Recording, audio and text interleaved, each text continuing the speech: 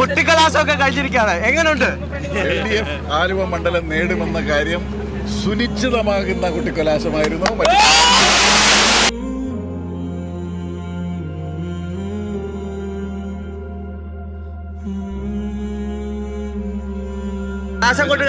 വിജയിക്കോ?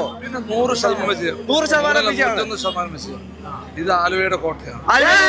മന്ത്രി ഉണ്ടാവുമോ? അത് ഭരണം കിട്ടി പാർട്ടി തീരുമാനിക്കും. ഭൂരിപക്ഷം എത്ര ഉണ്ടാവും? ഭൂരിപക്ഷം ഞാൻ കഴിഞ്ഞ 18,800 ചില്ലാൻ വോട്ടായിരുന്നു. അതൊക്കെ മേൽ ഭൂരിപക്ഷം 30,000 മുകളിൽ പോകും. അത് പ്രവചിക്കുന്നില്ല. അത് 18,000 മുകളിൽ പോകും. വൻ ഭൂരിപക്ഷത്തിലായിരിക്കും. നല്ല ഭൂരിപക്ഷം. കാരണം ആലുവയിലെ സംബന്ധിച്ചോളം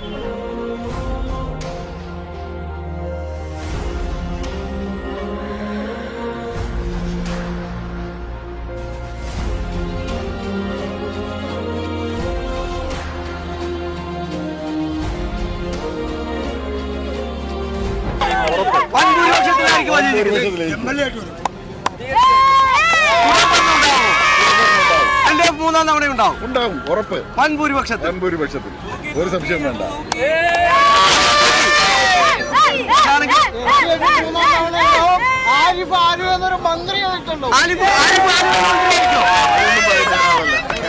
അത് നമ്മുടെ കയ്യിലേക്ക്, നമ്മുടെ സബ്ജക്റ്റ് അല്ല.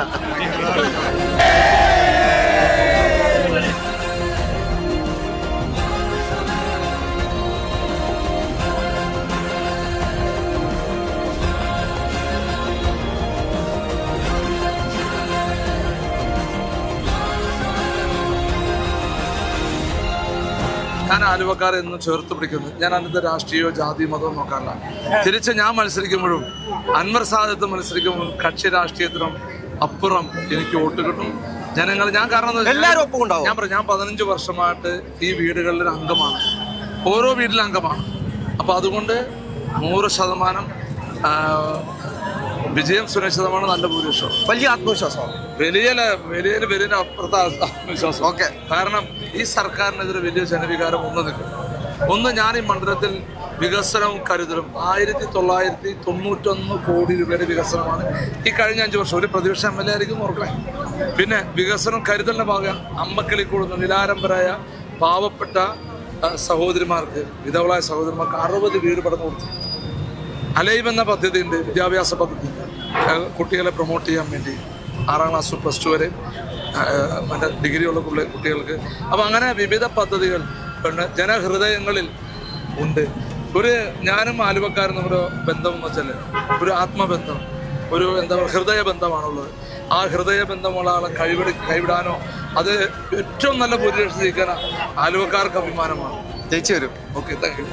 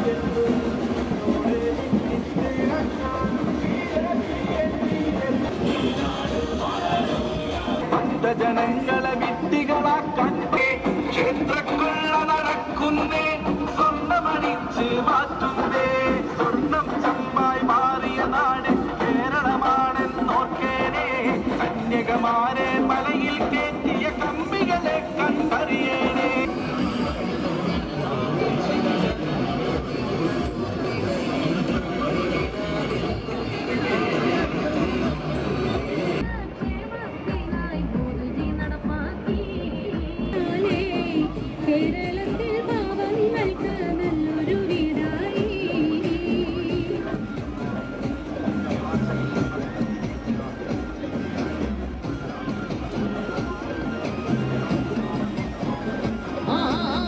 എല്ലാ കുടുംബങ്ങൾക്കും 25 ലക്ഷം രൂപ വരെയുള്ള സൗജന്യ ഉമ്മൻചാണ്ടി ആരോഗ്യ ഇൻഷുറൻസ് മുതിർന്ന പൗരന്മാരുടെ ക്ഷേമത്തിനായി പ്രത്യേകം.